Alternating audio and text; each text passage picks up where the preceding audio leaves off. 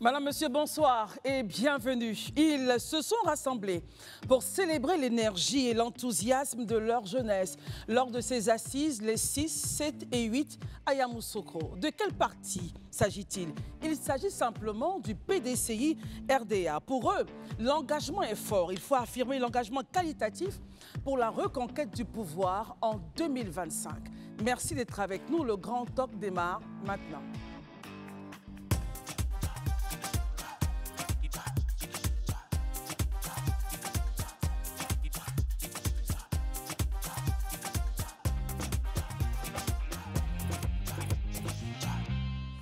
Soir, nous passons en revue l'actualité sociopolitique sur l'antenne de Live TV par le Grand Talk. Et nos amis sont encore là ce soir pour nous donner leur analyse. Herman Aboua, bonsoir, merci d'être là. Bonsoir Christelle, bonsoir chez vous. Élisée Boloube, bonsoir. Bonsoir Christelle, bonsoir chers amis sur le plateau, bonsoir chers téléspectateurs. Daouda Koulibaly, bonsoir. Bonsoir Christelle et surtout bonsoir chez vous. Marius Komoé, bonsoir, merci d'être là. Bonsoir à tous et à toutes. Et je reste avec vous Marius Komoé. Les jeunes du PDCI sont engagés pour la victoire de leur président en 2025. Ils sont réunis donc lors de ces assises-là pour discuter, s'engager, montrer leur soutien indéfectible à Cheikh Tidiane Thiam. Leur président. Suite logique de la vie d'un parti politique, que sa jeunesse se réunit pour naturellement apporter sa modeste contribution aux ambitions du parti quant aux préparatifs des prochaines joutes électorales et surtout la présidentielle de 2025. Et bien évidemment, la jeunesse rurale du PDCI RDA, la jeunesse urbaine du PDCI RDA et la jeunesse universitaire du dit parti se sont réunis bel et bien, comme vous le disiez, à Yamoussoukro, dans la perspective naturellement de prévoir ce qui était pour eux impossible hier, c'est-à-dire aller chercher une nouvelle masse électorale dans l'opinion publique, au sein de la population, pour alimenter le parti en vue d'un véritable, j'allais dire, une véritable marée aux prochaines élections. Malheureusement, ce que nous n'avons pas véritablement perçu, c'est que cette jeunesse existe bel et bien. La JPDCI existe, urbaine comme rurale, et la jeunesse universitaire existe bel et bien. Depuis des années, c'est des structures qui sont restées presque amorphes, on ne les entendait presque pas du tout, et tout d'un coup, elles se réveillent. On espère bien que dans les jours à venir, pour ne pas dire dans les mois à venir,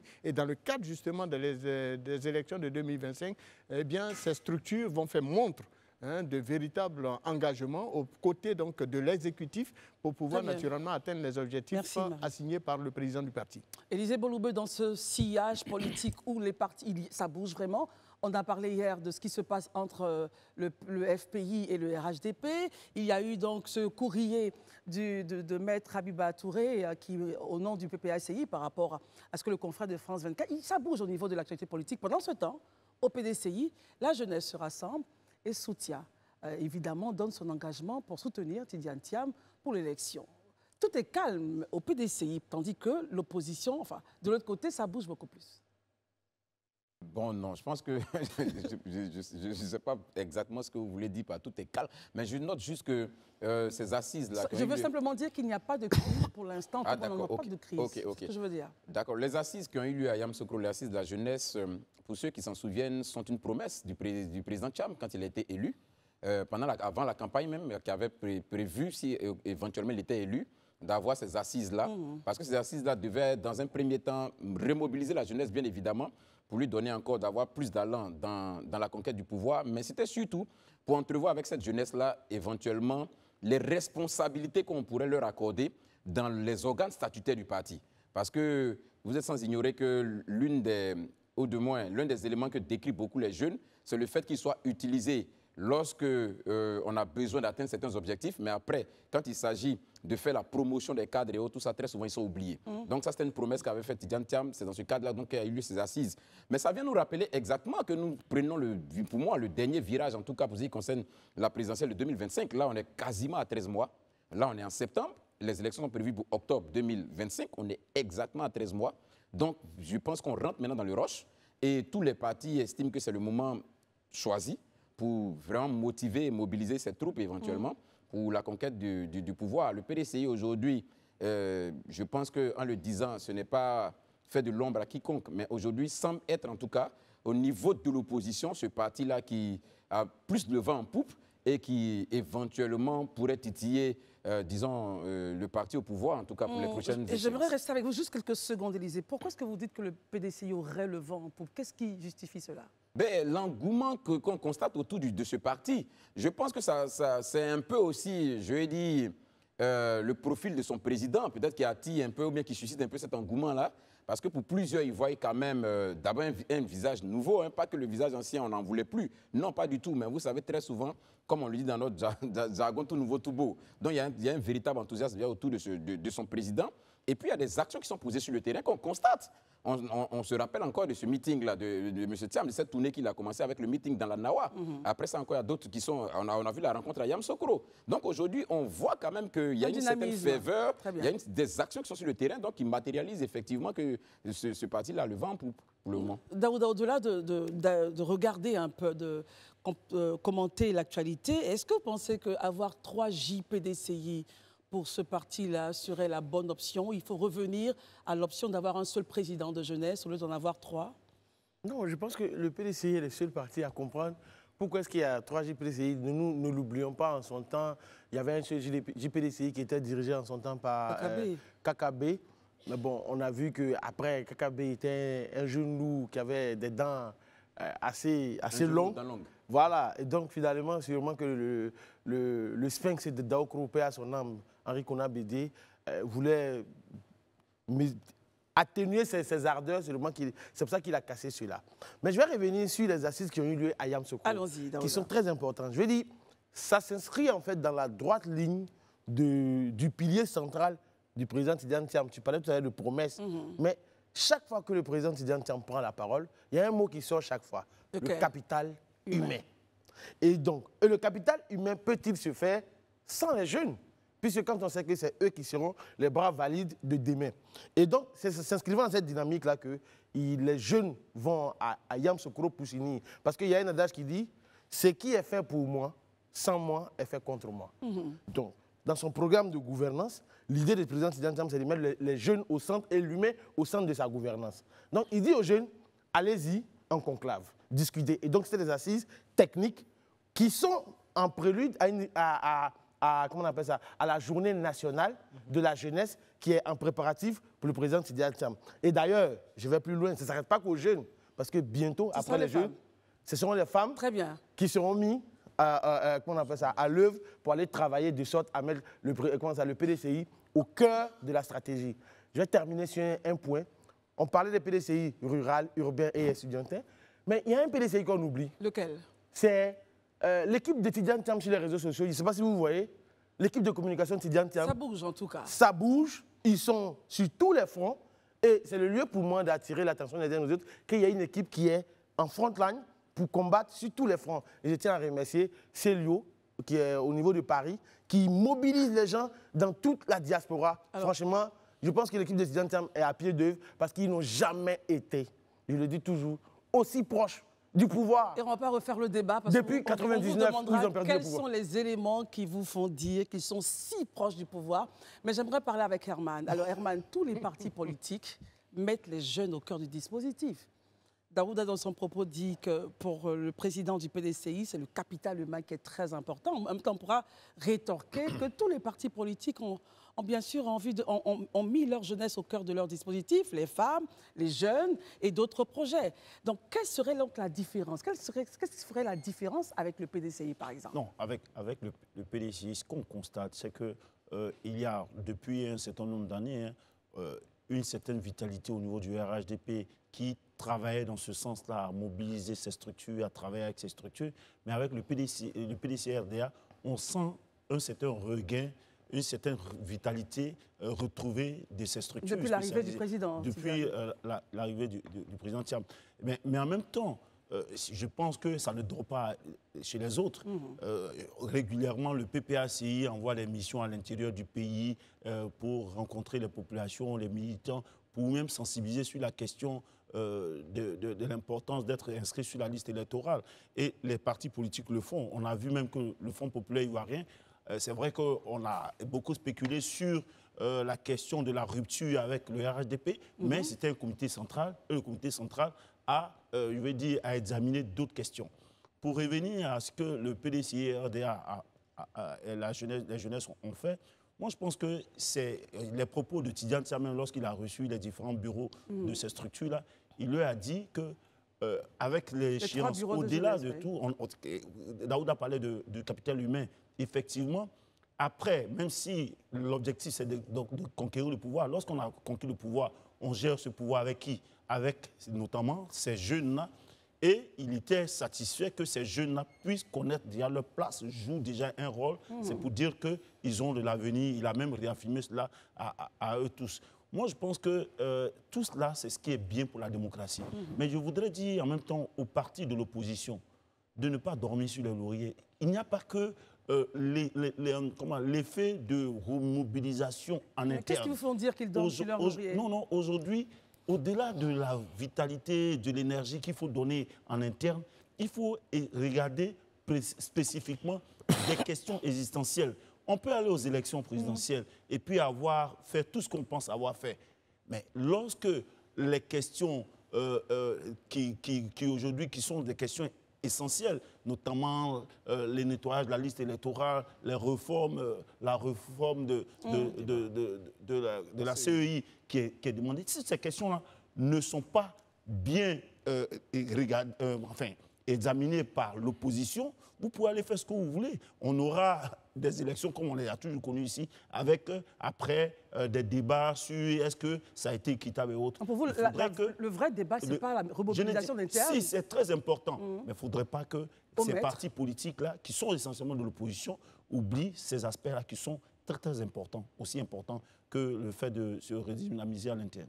Ah, très bien. Alors, passons maintenant au RHDP. Alors, ça bouge.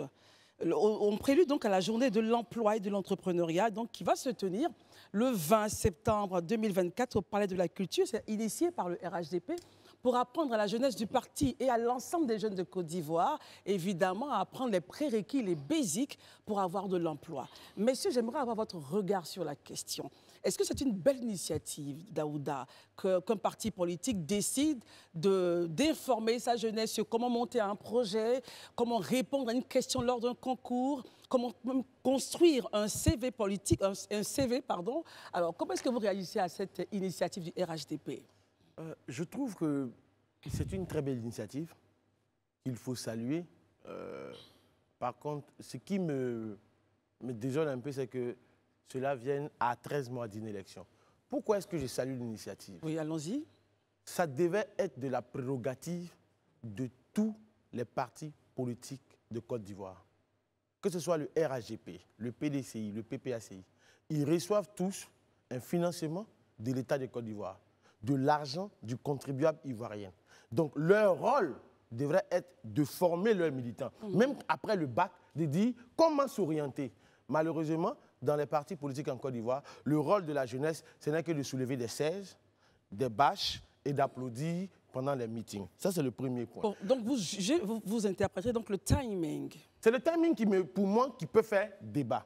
Maintenant, la deuxième chose, pour moi, quand je vois le RHDP organiser cette initiative, la journée de l'emploi du RHDP et de l'entrepreneuriat, pour moi, c'est une bonne chose. Ça prouve que le RHDP comprend qu'en fait, il y a une problématique de l'emploi en Côte d'Ivoire.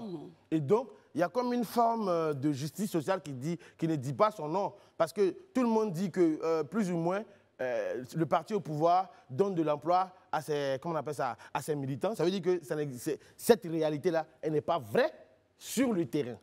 Donc, ils apprennent à leurs militants comment chercher de l'emploi, comment s'orienter, comment aller vers les bureaux d'emploi. Et la troisième chose sur laquelle j'aimerais intervenir, c'est qu'aujourd'hui, il faut que les jeunes apprennent à éprouver le système. C'est-à-dire? Il y a des mécanismes, il y a des structures qui sont mises en place par l'État de Côte d'Ivoire. Et donc, il faut aller à l'information. Malheureusement, beaucoup de jeunes ne vont pas chercher l'information. Mais voilà que l'information maintenant part à ces jeunes, vers ces jeunes-là. Mais justement, c'est pourquoi. Et le RHDP aujourd'hui a juste dit, on organise une journée de RHDP, de l'emploi et de l'entrepreneuriat. Et du coup, est-ce que ce n'est pas légitime? Parce qu'à cette journée-là, ils vont recruter de nouveaux jeunes. Quand on sait qu'il y aura des panels bien précis, donc forcément... On ne parle pas de recrutement, en tout cas, pour l'instant. Même si ce n'est pas dit, non, ça n'a pas été dit, mais une journée de l'emploi qui est ouverte à tous les jeunes Ivoiriens, in fine, forcément, on te demandera, est-ce que tu as envie? On va forcément te draguer. Ça, c'est votre point de vue. Oui, mais c'est une analyse qui se tient. Marius Komoré, alors, comment est-ce que vous appréciez le fait que ce parti politique, le parti au pouvoir, décide justement d'organiser cette journée-là, l'effet d'informer les jeunes de Côte d'Ivoire et aussi leurs militants sur les points précis, les basiques de l'entrepreneuriat et de l'emploi?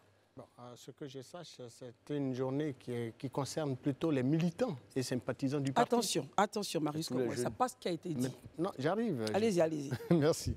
Alors, c'est le parti qui est au pouvoir qui juge nécessaire d'organiser donc une journée pour informer, sensibiliser et éduquer les populations ivoiriennes et surtout la jeunesse ivoirienne sur les questions de l'emploi et de l'employabilité et de l'entrepreneuriat. Bonne initiative, comme l'a dit Daouda, c'est une très belle initiative. Daouda l'a souligné, je ne reviendrai pas là-dessus quant au timing qui a été choisi. Bon, cela vous gêne aussi? Oui, mais bien c'est le jeu politique et on le comprend très bien. Ce que nous demandons, nous, Ivoiriens, pères de famille, responsables de famille, qui avons des petits frères, des jeunes sœurs qui sont encore dans nos maisons, partout sur l'ensemble du territoire national, qui ont des diplômes et qui ne travaillent pas, c'est d'amener ces jeunes-là à trouver un emploi décent afin de soulager le pouvoir d'achat de leurs parents. Et en la matière, l'État a l'obligation, et l'État pour nous, c'est le régime au pouvoir. Et le régime au pouvoir, c'est le RHDP. Et donc que le RHDP se décide maintenant à le faire, c'est une très belle initiative dès lors que la question de l'emploi est très cruciale. J'aimerais qu'on fasse peut-être bien distinguo. Je vous prie. La journée de l'emploi n'a pas été initiée par un ministère. Ça a été initié par un parti politique.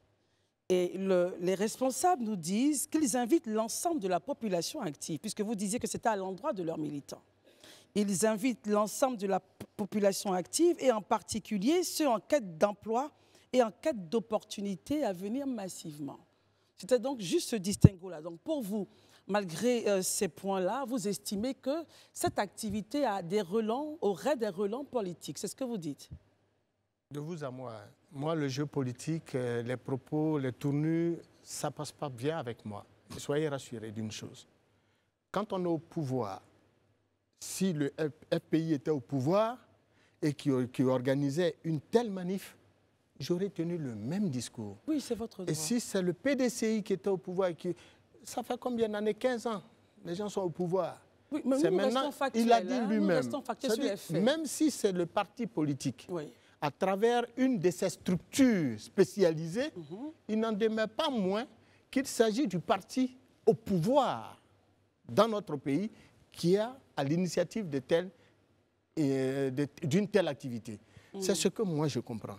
Et je salue l'initiative. Mais en même temps, je dis qu'il y a longtemps que le taux de jeunes qui ne travaillent pas n'a de cesse de croître, bien qu'il soit là depuis 15 ans. Ça, je l'ai dit et je l'assume. Très bien. Voilà. Il fallait quand même corriger le point que ce n'était pas en direction des militants, comme ça a été dit ici. C'était pour la population active. Herman, votre point de vue sur le sujet? Initiative à saluer, initiative à ne pas saluer. Bon, moi, je dirais que le RHDP, en tant que parti politique, a le droit d'organiser des séminaires, des assises, tout cela pour former. Mais ça fait tout de même bizarre qu'un parti politique... sur la question notamment de l'employabilité, la question est traitée par un parti politique au pouvoir et à l'endroit de ses militants. Normalement, lorsqu'un parti politique est au pouvoir, moi je pense que les problèmes de chômage et donc d'accès à l'emploi et autres sont des questions d'État. Donc quand ce parti-là, surtout que le ministre de l'Emploi, il est RHDP, le ministre de la Jeunesse, il est RHDP, ces questions-là devraient être traitées, je pense, ce sont des questions qu'on doit regarder pour tous les jeunes Ivoiriens et autres, et non pas sectoriser cela. Le parti au pouvoir, le RHDP doit, moi je pense, à ce niveau-là, apprendre à se mettre au-dessus de l'envie souvent, il y a un mélange de gens entre gouvernement et parti politique et RHDP. Ça c'est dérangeant. Deuxième point, c'est d'ailleurs l'activité économique qui génère l'emploi, n'est-ce pas? C'est l'activité économique qui tire l'emploi et autres. Aujourd'hui, l'activité économique est plus ou moins plombée par les taxes sans cesse en hausse. Il y a une circulaire aujourd'hui qui circule qui augmente, qui annonce des augmentations des taxes même au niveau du port autonome.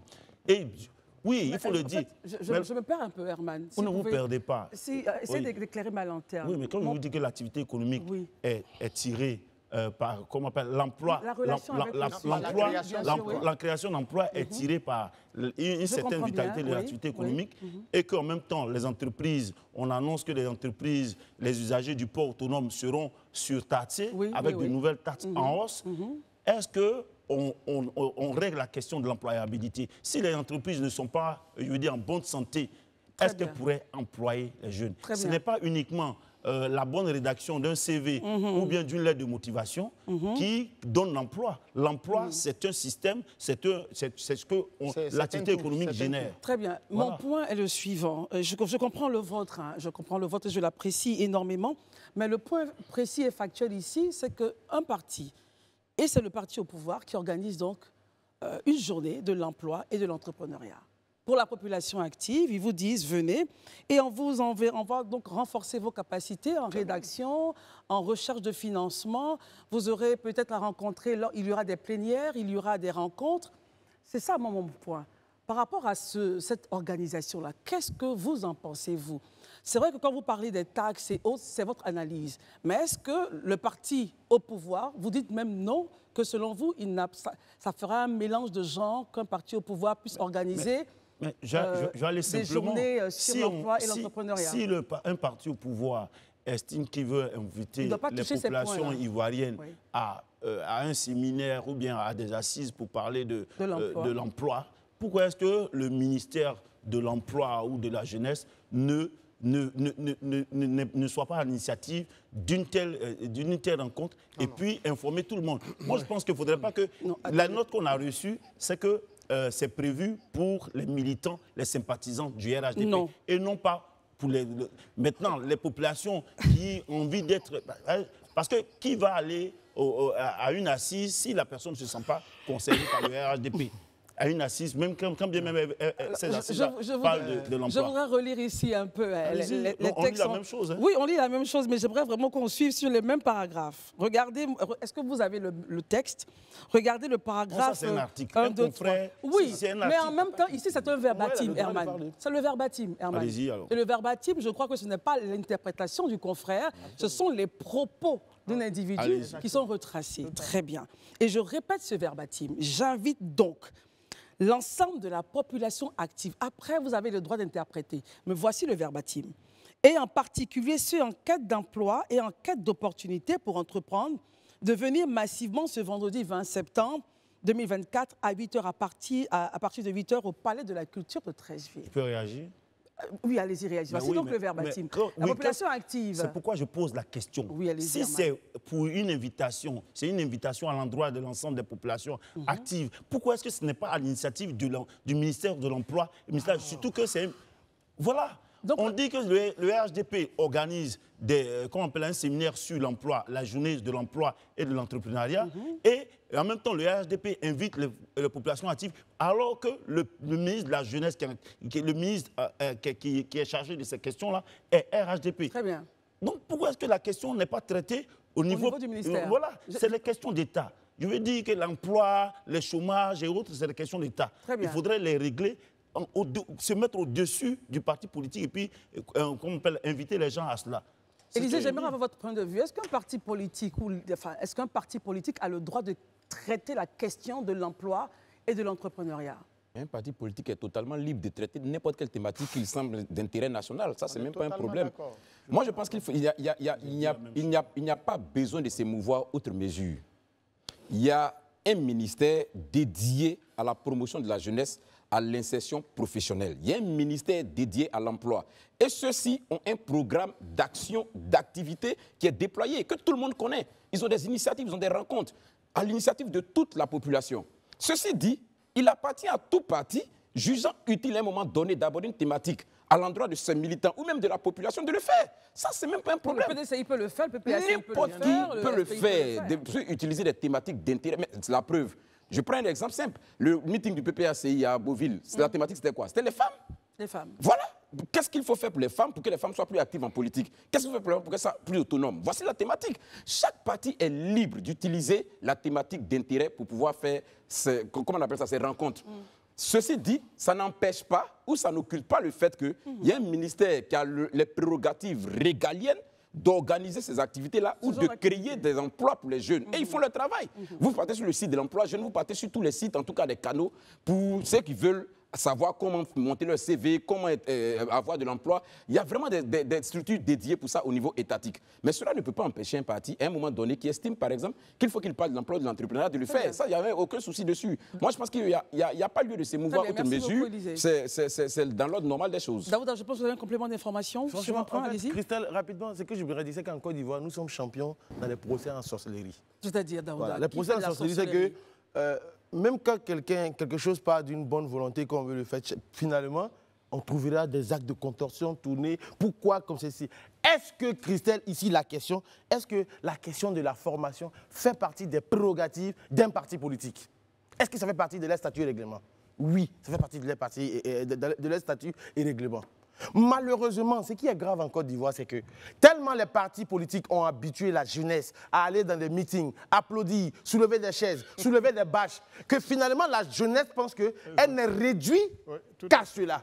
Donc finalement, quand un parti sérieux se lève pour dire on veut adresser une question précise, concise de la vie de la jeunesse, automatiquement, on trouve un procès, on trouve là l'occasion de faire un procès. Maintenant, je vais aller plus loin. Je vais aller plus loin. Le débat, est-ce que le RHDP, quand il organise une activité de renforcement des capacités, est-ce que ça se tient? Oui, ça se tient. Maintenant, est-ce que c'est légitime, quand on sait que nous sommes aujourd'hui dans un contexte politique à 13 mois d'une élection, est-ce que le débat peut se mener? Est-ce que ce n'est pas légitime? C'est légitime. Et d'autant plus que je pose la problématique de dire, quand je vois le timing, j'estime que le timing, me gêne un peu. Parce qu'on aurait pu le faire depuis 5 ans, 6 ans, 7 ans. Alors, si c'est fait maintenant, pour vous, cela voudrait dire quoi, Daouda? Pour moi, dans un premier temps, c'est légitime. Pourquoi? Parce qu'on est à l'orée des élections. Tout dernièrement, quel est le sujet dont on parlait tout à l'heure? Le PDCI, qui aujourd'hui va à Yamoussoukro en conclave pour dire qu'est-ce que la jeunesse veut réellement, pour aller dans une journée nationale de la jeunesse qui sera présidée par Tidjane Thiam. Donc le RHDP, en back-office, il regarde cela, se dit, OK, moi aussi je vais passer par la question de l'employabilité, puisque c'est une question centrale qui touche véritablement les deux. Et bizarrement, mais la question ne s'adresse même pas aux jeunes, aux seuls jeunes du RHDP. On dit tous les jeunes. Et c'est tout à fait normal. Est-ce que ce n'est pas légitime qu'à l'orée d'une élection, des gens décident de dire on va essayer d'appâter, même quand on est en train de draguer, chacun utilise les moyens qu'il peut utiliser. Maintenant, venir dire que c'est ceci, c'est cela, les taxes douanières, je pense que franchement, il faut élever le niveau du débat à ce moment. On a bien compris. Franchement. On a bien compris votre point. Oui. Non, je ne m'adresse pas à vous, ne vous inquiétez pas. Bien sûr, allons-y, oui. Ensuite, Marius et Élisée.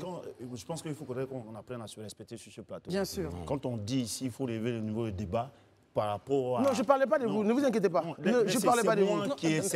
C'est moi qui ai essayé de trouver des pierres noires à cela. Donc, l'histoire des sorciers et autres que tu as évoqué, c'est juste pour moi. Mais pour continuer, je dis encore une fois, mon postulat de départ, c'était que, effectivement, le RHDP, en tant que parti politique, qui a le droit de former ces instances, des animateurs de ces instances, a le droit d'initier une journée pour parler de l'emploi et de l'entrepreneuriat. D'abord, c'est mon problème. J'ai dit simplement que je trouve quand même bizarre, tout de même bizarre, que pendant que le ministre de l'Emploi et de la Jeunesse est RHDP, ces questions d'État. Parce que quand on veut adresser la question de l'employabilité, ce n'est pas seulement pour les militants du RHDP. Quand on est parti au pouvoir, on a une responsabilité, parce que nous sommes des animateurs de la vie des Ivoiriens, on a une responsabilité qui est régalienne et non pas seulement partisane. Et cela, il faudrait qu'on le dise. Mais les astuces qu'on va donner aux militants du RHDP, est-ce que les militants du PPACI, les militants du PDCRDA n'ont pas le droit à avoir ces astuces? Voilà de cela que je parle. Maintenant, après, tout le monde a le droit de faire des formations comme il se doit. Maintenant, pour terminer, je reviens encore là-dessus. Ce qui génère l'emploi, c'est l'activité économique. Donc, lorsqu'on plombe les entreprises, les entreprises avec des taxes, comment est-ce que ces entreprises vont employer les gens? Donc, même si ces militants qu'on a formés, avec, à savoir rédiger un CV, à savoir rédiger une lettre de motivation, à quelle entreprise vont les donner, ces militants vont les donner leur dossier et puis on va les recruter? Voilà là la problématique. Voilà ça. Il ne faudrait pas qu'on pense que le niveau aussi du débat, il faut le lever à un moment donné. Alors, mon point, je vais quand même rappeler, peut-être pour ceux qui viennent de nous prendre en marche, hein, c'est son point de vue, in fine, au total. C'est son point de vue de comprendre peut-être que lorsque M. Fadiga, donc, qui était au cœur, M. Issa Fadiga, qui était au cœur du dispositif, dit que nous invitons donc l'ensemble de la population active. Mon point est un point juste de fait. Voici les faits. Population active, les jeunes en quête d'emploi, les jeunes... Tant qu'on est d'accord qu'il a dit cela... Non, Daouda, non, pas de précision, Daouda. Tant qu'on est d'accord qu'il a dit cela, maintenant, après, Herman aussi a le droit de dire... Moi, je pense que même quand on dit population active et jeunes en quête d'emploi, pour moi, peut-être pour lui, ce sont des militants, on parle aux militants RHDP. C'est aussi son droit de regarder comme ça. Et ça, on ne va pas lui en vouloir. C'était son point de vue. Marius avait un dernier point, oui, et ensuite, Élisée, on termine. Le dernier point, c'était de revenir sur la question donc, de l'emploi en Côte d'Ivoire. Oui. On a beau le souligner, la question de l'emploi était cruciale. On nous a même à l'époque sorti des chiffres pour contester souvent la plainte des organisations de la société civile sur la question de l'emploi. Et on disait qu'on avait donné un certain nombre de taux d'employabilité et d'emploi en Côte d'Ivoire qui ne frisaient pas véritablement avec les réalités. Et donc aujourd'hui, avec ce qu'ils décident de faire... Quel taux qu'on avait donné qui ne frisait pas? Est-ce qu'on peut avoir les chiffres? Le secrétariat national en charge de la promotion de l'emploi des militants du RHDP, qui organise cette cérémonie, ce n'est pas le ministère où on dit bien, c'est le secrétariat national RHDP en charge de la promotion de l'emploi des militants. Bon, pourquoi vous voulez qu'une affaire de militants du RHDP, eh bien, les gens de FPI vont se retrouver là-bas. Vous pensez que la mayonnaise peut prendre les gens du pays? Bon, si, au-delà de cet aspect... Sur le point, ça c'est votre point de vue. Moi, je me tiens simplement au verbatim qui est dit ici. Non. L'invitation a été faite en direction de... Maintenant, vous nous l'avez régulièrement rappelé. C'est votre point, c'est votre avis, en fait. Et il faut le préciser, voilà comment moi je l'interprète. Sinon, le verbatim dit quoi? J'invite tel. On n'a pas parlé de militants ici, en tout cas. Et je m'en tiens aux faits qui sont devant moi. Maintenant, après, c'est votre regard de dire, même quand on dit population active, quand même, il parle des militants du RHDP. Ça, c'est votre point et je vous l'accorde. Merci. Merci beaucoup. Alors, Élisée. On va avancer quand même. Je pense qu'avant d'avancer, non, je serai quand même un juge si je ne donne pas la parole à Élisée, qui a toujours son petit geste de faire. Élisée, allons-y. Le dernier point, et puis on passe au poste à péage. Non, Christelle, rassurez-vous, je pense qu'on a fait le tour de la question. Hein. Si vous pensez qu'on peut avancer... Non, quand même, non, je vous en prie, allez-y. Ok, d'accord, comme vous insistez. Sinon, moi, N'est-ce pas? Oui, voilà. Non, mais attends. C'est intéressant. Non, mais allez-y. Je voulais juste rebondir, en fait, sur... le secrétariat national du RHDP sur la thématique.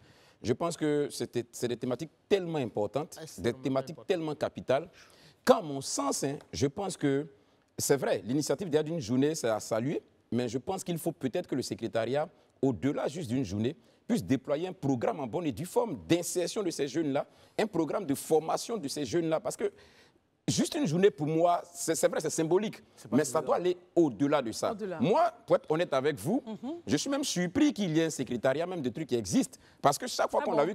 Oui, parce que chaque fois qu'on a vu le RHDP faire une activité, rarement, moi, j'ai entendu parler d'une activité pareille. Voilà, des thématiques de ce genre, rarement en tout cas. Je ne dis pas que je suis l'actualité au quotidien du RHDP ou de tous les autres partis politiques, mais ce que j'ai eu l'habitude de voir, cette thématique n'était pas à l'ordre du jour. Donc ça me pose la question de savoir, mais s'il y a un secrétariat qui existe, peut-être qu'il faut qu'il soit beaucoup plus actif. Et puis, moi je dis une chose, et ça c'est à l'endroit vraiment des populations. C'est vrai que peut-être l'initiative est prise par le secrétariat national du RHDP, mais si la thématique qui est évoquée ici est d'intérêt, moi je demande à tous les jeunes de s'y rendre pour aller se former. Maintenant, si vous arrivez là-bas, qu'on dit non, présente ta carte RHDP, sinon tu ne rentres pas, bon, là maintenant on est devant le fait accompli, mais si tant est que cette thématique intéresse, il faut qu'on aille suivre. C'est important de comprendre ces choses-là. Et je crois que tous les partis C'est aussi leur rôle de... Est-ce que ça ne va pas créer justement des challenges, Élysée? Parce non. Que vous m'invitez, c'est ça aussi. Je vous explique, les partis politiques... Permettez, vous m'invitez à venir à voir comment est-ce que je monte un projet. Vous me dites, venez, on vous donnera des pistes de financement. Comment je dois concevoir mon CV. Et puis, in fine, par derrière, je sens qu'on veut me faire de la cour pour adhérer au parti. Ça peut être, j'allais dire challenging, ça peut être un problème. Christelle, je pense qu'il ne faut pas réduire les jeunes Ivoiriens, je dis, à des suiveurs moutonniers. Les jeunes Ivoiriens aujourd'hui, il faut leur accorder du crédit sur la capacité de réflexion et de pouvoir faire la part des choses. Ils savent pourquoi ils vont, ce qui les motive à aller suivre cette conférence. Ils savent, ils n'ont pas dit qu'ils vont s'enrôler dans un parti politique. Ils vont comprendre quelque chose pour leur devenir eux-mêmes. Maintenant, quand je finis de dire ça et que derrière on me dit non, parce que j'étais formé, il faut que tu sois dans mon parti politique, mais ça n'a jamais été dit ça dès le départ. Et moi, je vais le dénoncer. Donc voilà, je pense qu'il faut vraiment qu'on soit le plus en plus clair. Je réagissais un peu sur ce que vous disiez. Vous étiez disant qu'ils arrivent, on leur donne tout ce qu'il faut, et puis si par derrière il y a ça, ça va être un problème. Et je réagissais là-dessus, juste. Voilà, ils ne sont pas moutonniers, les jeunes Ivoiriens. C'est important. Rapidement. Très rapidement, moi, ce que j'aimerais dire, c'est que je trouve un peu alambiqué, souvent dit que quand on va à une activité d'un parti politique, on doit y adhérer. L'Institut Amadou Gon Coulibaly a formé des jeunes du PPAC, très bel exemple, a formé des jeunes du FPI, a formé des jeunes de la société civile. Non, mais dans l'Institut Amadou Gon Coulibaly, je viens. Ouais. Même si, quand ils le font, même si... L'idéologie, elle est proche, libérale, proche du RHDP, mais il ne force personne à dire aller au RHDP. Le parti de Assalé Temoko, ADCI, donc son groupement, son mouvement politique, forme des jeunes au niveau de Tia Salé et même forme des jeunes en Côte d'Ivoire à la citoyenneté, à la question de la vie politique, mais à aucun moment, Assalé Temoko ne dit à quelqu'un adhérer forcément à mon mouvement politique. Et c'est là où je dis, les jeunes sont aujourd'hui, les jeunes en Côte d'Ivoire sont assez conscients. Il faut sortir les jeunes du secteur réducteur, de porteurs de bâches et de souleveurs de chaises publiques et d'applaudir. Il faut sortir de ça. On peut aller. Prendre les informations nécessaires. Prendre les informations, parce que je dis, et je vais finir par ça, Christelle. Vous savez pourquoi la jeunesse a beaucoup de problèmes? On ne va pas le débat de la jeunesse. On ne va pas éprouver le système. Quand il y a un système qui est mis en place, allez l'éprouver. Et quand vous serez confronté à la problématique, dites, ça a été fait comme vous ça. Avez été remercié. Non, c'est bon, merci beaucoup Christelle. Oh on verra tout à l'heure. Merci d'être avec nous pour la seconde partie de ce temps d'antenne. Nous allons parler du sommet Chine-Afrique qui a eu lieu du 4 au 6 septembre. C'était donc à Pékin, en Chine. Quelles retombées, quels sont les enjeux au total de ce sommet pour les économies africaines, mais surtout quelles retombées pour la Côte d'Ivoire principalement? Pour en parler, nous recevons M. Ted Azuma. Il n'est pas nouveau sur ce plateau. On a eu beaucoup de plaisir à l'avoir avec nous lors de l'indépendance. C'était donc à Bassam pour analyser un peu cette actualité-là. Mais aujourd'hui, il nous parlera de notre sujet déjà évoqué à l'entame de ce temps d'antenne, seconde partie.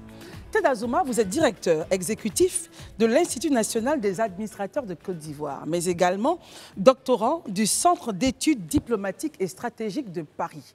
Merci d'être avec nous. Merci, madame. Lors de ce sommet, le président chinois a promis plus de 50 milliards de dollars de financement aux économies africaines, donc projet qui ira donc sur 3 ans. Cette somme vise à renforcer les échanges en infrastructures et en commerce entre la deuxième puissance mondiale et l'Afrique. Comment est-ce que où se situe la Côte d'Ivoire dans ce sommet? Était-ce important pour nous déjà d'y participer? Bien, merci. Déjà, situer la Côte d'Ivoire dans ce sommet, on peut repartir déjà au 7 août, lorsqu'on a vu une partie de l'armée chinoise qui a défilé aux côtés de nos forces de défense et de sécurité. Ça veut dire que la Côte d'Ivoire est sur le chemin également. Alors, la Côte d'Ivoire donc fait partie de l'Afrique. Je pense que la Côte d'Ivoire va profiter donc de cette opportunité qu'offre la Chine pour développer aussi des infrastructures. Si ce n'est déjà fait. Alors, 50 milliards de dollars, c'est beaucoup pour 3 ans. Il faut espérer que nous tirons vraiment profit de cette opportunité pour développer des infrastructures. Mais attention, derrière des aides comme ça qui semblent être sans condition, il faut faire attention aux questions environnementales, aux questions minières, aux questions de pollution et tout ça. Voilà, c'est ce que je peux dire. Et avant de passer la parole à mes amis sur le plateau, les sommets Chine-Afrique, France-Afrique, États-Unis-Afrique, je ne sais pas quel autre pays encore je pourrais citer, Luxembourg-Afrique, Belgique-Afrique, Russie-Afrique, Ukraine-Afrique, à quoi finalement cela sert pour nos États africains? Normalement, ça rappelle que l'Afrique est le centre. Hein. En réalité, l'Afrique, comme on l'a dit, l'Afrique est le berceau de l'humanité. Et donc, les grandes puissances qui se rendent compte aujourd'hui qu'après tout ce qui s'est passé dans le monde, il faut revenir vers l'Afrique qui est vraiment au cœur de toutes les attentions aujourd'hui, parce qu'elle sera dans quelques années une très grande puissance en termes de ressources naturelles, en termes de ressources humaines. Hein, parce qu'on aura une très grande population. On a une population qui a une très forte vitalité en raison de sa jeunesse. Et puis, nous sommes encore un continent qui a gardé beaucoup de ressources vierges. Donc, les grandes puissances sont en train de venir vers l'Afrique ou de revenir vers l'Afrique. Et puis, l'Afrique reste aussi un objet d'enjeu stratégique au plan sécuritaire, au plan militaire, au plan diplomatique, avec toutes les questions qui sont relatives au terrorisme, au blanchiment des capitaux et aux questions de migration également. Justement, voilà. Daouda, les questions de terrorisme et migration des populations, c'est vraiment les sujets au cœur en ce moment au niveau des États africains. Comment est-ce que la Chine pourrait nous aider à résorber la question du terrorisme, selon vous? Et après une question... Non, je pense qu'aujourd'hui, que ce soit la Chine, que ce soit la Russie ou même les États-Unis, la question du terrorisme inquiète tout le monde parce que ça touche tous les pays du monde entier. Mais la question que moi j'aimerais poser à TED, je pense que la question va être un peu embêtante parce que je m'interroge sur la question véritablement. Il y a certains pays en Afrique de l'Ouest qui disent qu'ils sont souverains. Ils n'ont besoin de personne, franchement. Mais quand on parle de sommet Russo-Afrique, ils y sont pour demander du blé comme tout le monde. Du blé, ça veut dire quoi, Daouda, mes enfants? De l'argent, Daouda, de l'argent. Non, je dis du blé, le vrai blé. D'accord, oui, après aussi, il y a de l'argent à demander. Oui, mais le blé d'abord, parce que le blé était la question de la mendicité au niveau du sommet russo-africain. Aujourd'hui, est-ce que concrètement, tous les États sont-ils pratiquement souverains? Quand on voit que finalement, il y a une interdépendance entre les États. Est-ce qu'on peut parler de souveraineté aujourd'hui? Alors, les questions de souveraineté sont relatives à tout ce qui est militaire, à tout ce qui est protection du territoire, à tout ce qui est monnaie. Mais en réalité, un État ne peut pas vivre en autarcie. Ça, ce n'est pas possible. Et puis, si on prend le cas de la Chine avec l'Afrique, les relations entre la Chine et l'Afrique sont des relations qui datent. Il ne faut pas qu'on pour la Côte d'Ivoire, c'est 1983 quand même. Peut-être même bien avant ça. Peut-être bien avant ça. Si on fait un petit rappel historique entre l'Afrique et la Chine, il faut savoir que c'est déjà en 1418. Ah. 1983, c'était donc l'ambassade, la première ambassade. En 1418 que l'amiral Zangué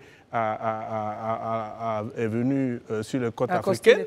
Voilà, sur les côtes africaines. Donc, les relations sont vieilles. Et si on avance un peu plus, à partir du 15e siècle, les choses se sont arrêtées. Et puis, elles ont repris à partir du 20e siècle. 20e siècle, on vient vers la décolonisation. Et Ahmed Sékou Touré est le premier chef d'État africain à fouler le pied, le sol chinois. Mais à côté de ça, et le Mali, et le Maroc, et l'Égypte, et l'Éthiopie ont eu des relations diplomatiques, des relations économiques, des relations commerciales, des relations militaires, des relations politiques. Parce que la Chine venait de sortir donc, de la Deuxième Guerre mondiale.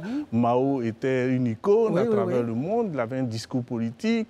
Le Parti communiste faisait aussi école pour certains hommes politiques. Donc, les relations là sont des relations... Mais en même temps, pour la Côte d'Ivoire, pourquoi est-ce que c'est jusqu'en 1983 qu'on a eu une ambassade ici? Alors, mais ça prend un peu de temps, parce que la Côte d'Ivoire aussi faisait... était comme un îlot français. Un protectorat français, un îlot français. Nous sommes avec la Guinée, qui est plutôt ouvert à toutes les influences. Le Mali était aussi proche de la Russie, de la Chine. Il y avait il y avait le Ghana, qui était à côté de nous. Après Ahmed Sékou Touré, c'est Kwame Nkrumah qui va à Pékin. Voilà, donc la Côte d'Ivoire a progressivement voilà, ouvert donc, ses relations avec la Chine. Donc c'est pour ça que ça a pris un peu de temps. De quelle souveraineté on parle donc finalement?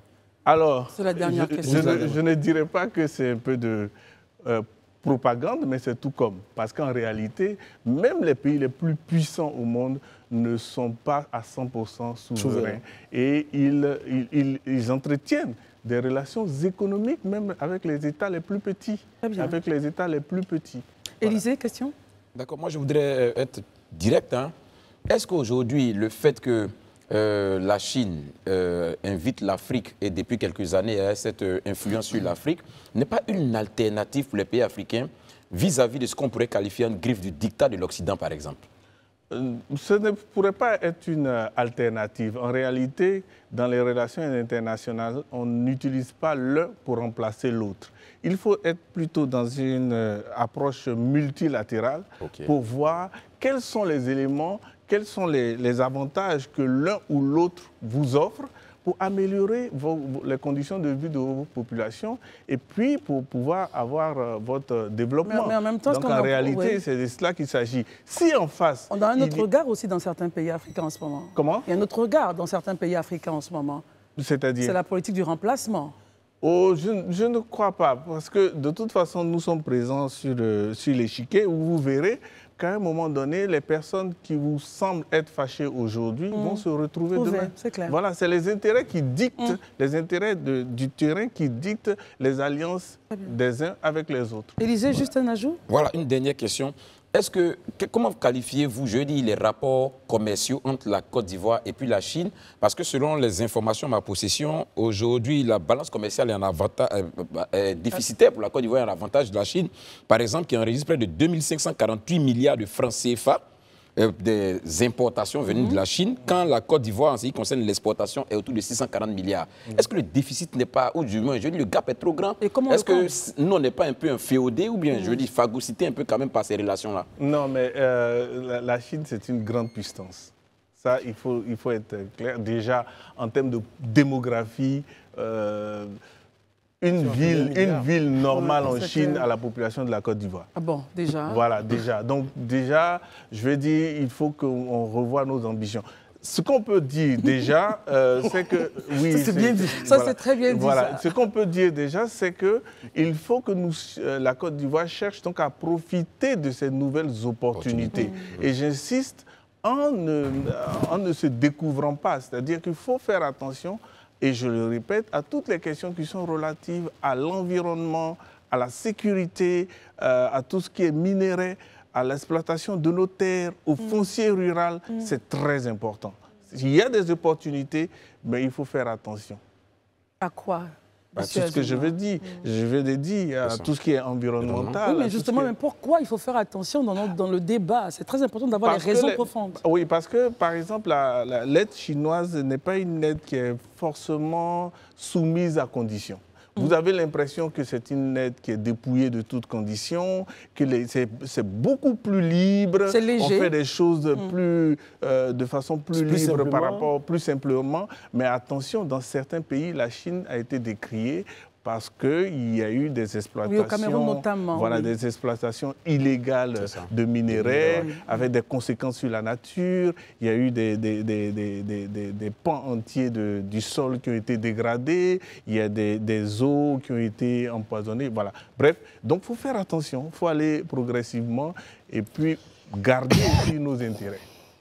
Herman Aboua, justement, par rapport à ce que M. Azuma vient de dire, je sais que vous voulez réagir, il faut faire attention de tout. Je voudrais même revenir... Justement, l'homme du verre. Allez-y, Herman. Je voudrais revenir sur les 50 milliards de dollars, ce qui représente 30 000 milliards de francs CFA à répartir au pays. Mais qu'est-ce que ces pays-là donnent en contrepartie à la Chine? Et puis, est-ce qu'il n'y a pas des pièges dans cette forme de coopération que vous dites qui semblent libérales, mais en réalité qui ne sont pas aussi faciles que cela? Alors, la Chine cherche deux choses. Hein. Il y a aussi ce qu'il faut regarder. La Chine cherche aussi à se positionner au plan économique et diplomatique. Or, la diplomatie a deux leviers. Le militaire, donc vous allez voir que la Chine va installer une base, des bases militaires. À Djibouti, voilà, par exemple. à Djibouti, c'est déjà installé, mais il y aura une nouvelle base militaire qui sera installée dans certains pays et il y aura une base navale importante qui va mouiller dans les côtes du golfe de Guinée. Vous voyez un peu. Donc la Chine vient bien avec ses intérêts. C'est ça. Voilà. Mais quand mon voisin de gauche demande qu'est-ce que les Africains donnent, mais vous voyez, la Chine a besoin de terres. La Chine a besoin de minerais. La Chine a besoin d'or, de bauxite, de gaz, de pétrole, de tout ce qui est énergie pour soutenir le développement de son industrie. Donc elle pioche partout où elle peut avoir ces outils-là. À côté de cela, il y a le positionnement stratégique. Le positionnement stratégique. Aujourd'hui, la France est un peu en berne. Les États-Unis sont là, la Russie est là et la Chine est là. Aujourd'hui, c'est ces trois-là qui vont essayer de redistribuer les cartes en Afrique et repartager l'Afrique. Parce que quand on dit redistribuer, repartager, excusez-moi, peut-être que je suis un peu... Candide. Mais j'ai un challenge, really, avec la stratégie. On a l'impression d'une certaine recolonisation, et je m'en excuse, hein. C'est mon point de vue. On a l'impression d'une certaine petite recolonisation qui ne dit pas son nom parce que le dispositif minier en Afrique est très frais. Chaque jour, on a de nouvelles découvertes. On a eu baleine en Côte d'Ivoire. Vous avez des choses extraordinaires qui se passent au Botswana, au Kenya, en Ouganda, parlant des minerais. Comment l'Afrique réagit à cela? Et je rejoins Herman justement sur son point. Comment est-ce que nous, étant pays africains, on réagit à toute cette aide? OK, comment on se protège par derrière? Alors, je suis désolé de le dire, mais la stratégie est froide. Oui, bien sûr. La diplomatie est froide et le militaire est froid. Alors, quand un pays regarde ses objectifs et ses intérêts, il calcule froidement et il avance. Vous pouvez avoir l'impression que c'est une nouvelle recolonisation, peut-être. Mais la Chine a besoin aujourd'hui de se positionner sur le théâtre africain. La Russie en a besoin aussi et les États-Unis aussi. C'est aux pays africains, à eux-mêmes, de voir leurs intérêts par rapport aux fonds qui leur sont alloués pour mettre ces fonds-là sur les secteurs qui sont stratégiques pour eux, qui leur permettront demain d'être des pays qui sont capables de négocier d'égal à égal avec ceux qui viennent. Voilà. Donc sinon, je suis désolé, mais c'est comme ça. Et ça a toujours été comme ça d'ailleurs. Très bien. Voilà. Avant Marius Komoi, une petite relance Herman, rapidement. Pour l'instant, les 50 milliards de dollars annoncés sont une baisse des taxes de douane à l'export, des produits exportés vers la Chine.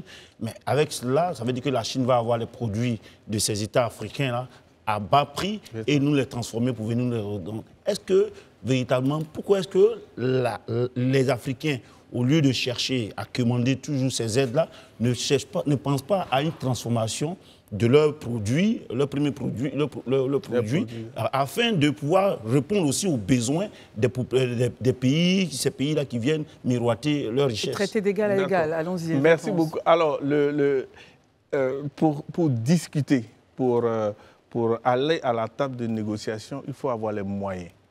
Les moyens sont des moyens matériels. Ah oui, il faut avoir des moyens, c'est les moyens matériels, c'est les moyens intellectuels, c'est les moyens physiques, c'est les moyens militaires, c'est les moyens diplomatiques, c'est les moyens économiques. Et ces moyens-là, ça se construit. Ça se construit en ayant un système éducatif bien élaboré, en ayant un système de gouvernance qui tient, en ayant un système de santé qui tient, en ayant de l'eau pour les populations, en soignant les populations, en augmentant le taux de scolarisation de la jeune fille, de l'enfant, pour que dans les perspectives qui arrivent, on puisse avoir le capital humain, on puisse avoir le capital économique qui nous permet de discuter d'égal à égal avec ces puissances-là. Très bien. Quand vous regardez la Chine, pour terminer, La FIN, c'est une vieille tradition. Exactement. Une très, très, très vieille tradition. Ce qu'ils ont aujourd'hui, ils l'ont bâti depuis des années. Ouais. Voilà, nous sommes des pays neufs, mais si nous voulons discuter d'égal à égal, il nous faut malheureusement beaucoup de travail, beaucoup de sérénité, mais beaucoup d'objectivité. Il faut qu'on soit objectif, reconnaître nos faiblesses, regarder nos forces et puis fixer le cap pour avancer. Être lucide en réalité. Voilà. Marius, comment est question? Vraiment, à écouter notre invité... Monsieur Azuma. C'est évident que l'Afrique n'est pas encore sortie de l'auberge. Si d'ordinaire, nous devrons aller dans cette voie, c'est une nouvelle, et vous l'avez dit, une nouvelle forme de recolonisation de l'Afrique par la Chine. Ces 50 milliards de dollars qui nous est octroyés, ce n'est pas du gratuit, ce n'est pas du gratos, c'est un prêt. Et c'est plus de 30 000 milliards, comme l'a dit Herman, que nous devrons, 30 à 35 000 milliards de francs CFA que nous devrons plus tard rembourser. Quand je dis nous parlons de l'Afrique. Aujourd'hui, ce que nous recherchons, vous l'avez dit, il faut créer un bon système éducatif. Et c'est ce qui, justement, justifie l'ensemble de notre combat. Il faut créer un nouveau système véritable de prise en charge des besoins essentiels des populations. Nous partons tous dans des écoles à l'étranger, nous faisons des grandes écoles, mais quand nous arrivons sous nos cieux, nos États, nous perdons tout ce que nous avons appris et puis nous faisons autre chose. Toute la gabégie nous est enseignée. D'accord. Pardon, excusez-moi. Toute la gabégie nous est enseignée. Les corruptions sont le lot quotidien de nos gouvernants. Et au final, on se retrouve toujours à avoir une Afrique qui tend la main. Il faut qu'on mette un terme à cette Afrique qui tend la main. Nous ne sommes plus de cette génération d'Africains qui voulons tendre la main. Nous voulons avoir une génération d'Africains qui voulons prendre notre destin entre nos mains et construire nos États. On ne veut plus de lait prêt. On ne veut plus être des lèche-bottes. On ne veut plus qu'on vienne piller nos ressources pour construire leurs industries. Nous voulons nous-mêmes construire notre propre industrie. Voilà ce que moi je voulais dire. Mais Marius, comme en même temps, lorsqu'on a écouté M. Azuma, il a été clair, la stratégie, ça fait assez mal. Yes, oui, la stratégie, elle est froide, elle est brutale. Pour l'instant, les États africains ont-ils les moyens d'échanger, de discuter d'égal à égal avec la Russie? C'est un fait, c'est factuel. On n'a pas les moyens de discuter pour l'instant d'égal à égal. Monsieur Azuma va réagir. Madame, je comprends la frustration de Marius. Je comprends la frustration de Marius. En tant qu'Africain, on peut être frustré, mais il ne faut pas être frustré. Il faut juste comprendre que les relations entre États sont comme ça. C'est clair. Et nous sommes des jeunes nations. Nous sommes la Chine est vieille, la Russie et tout ça, c'est des vieilles nations. Alors nous, ce qu'on peut faire déjà, c'est de, comme je le dis, je le répète, regarder nos forces, parce que nous en avons. Bien sûr. Nous en avons. Ne perdons pas espoir. Hein. L'espoir est permis. Si vous voyez que toutes ces grandes puissances-là reviennent vers l'Afrique ou se tournent vers l'Afrique, c'est parce que notre potentiel est encore intact. Il est bon, il peut être utilisé. Seulement, c'est le cadre que nous devons nous efforcer à mettre en place pour pouvoir avancer. C'est clair. Juste rajouter. Oui, rapidement, Marius. Et vraiment rapidement. Que la Chine, la Russie et autres sont de vieux États qui ont des années de démocratie et de lutte fratricide même. Mais il n'en demeure pas moins de rappeler que des pays comme, par exemple, les Émirats arabes unis, Dubaï et autres, le Singapour, Thaïlande, y compris la Malaisie, ce n'étaient pas des États qui étaient à des années-lumière du développement de la Côte d'Ivoire. La Côte d'Ivoire était bien au-delà dans les années 70, le miracle ivoirien. Voilà, en matière de développement de ces États. Mais aujourd'hui, vous ne pouvez pas comparer la Thaïlande à la Côte d'Ivoire. Ce n'est pas la faute de la Thaïlande aussi. La Malaisie. Mais il faut que, justement, les dirigeants ont pris le destin de leur peuple entre leurs mains. J'ai dit ça, je n'ajoute plus rien. Merci beaucoup, Marius. Alors, il nous reste quelques minutes. On a une question avec vous, Daouda Coulibaly. Non, ça va. C'est bon, c'est OK. Alors, nous, question? Oui. Mais vraiment la plus petite, qu'elle soit. Non, la toute petite des petites. Je voudrais juste demander à notre invité comment est-ce que, à défaut, il faut être réaliste, on ne peut pas inverser la tendance aujourd'hui en termes de balance commerciale. C'est vraiment un leurre. Mais comment est-ce qu'on peut réduire le gap de sorte à ce que véritablement on soit beaucoup plus proche de ce qui soit réaliste, disons qui soit plus profitable encore pour le pays. On avait la même question, Ted, alors, la dernière. Je vais peut-être vous surprendre, mais le plus important, c'est le retour sur nous-mêmes. C'est-à-dire? Notre culture. Okay. Notre culture. Tant que nous ne saurons pas qui nous sommes et d'où nous venons, nous irons toujours vers les gens. Oh my goodness. Et l'émission est terminée, c'est maintenant qu'on dit la bonne chose. Parce que c'est la solution.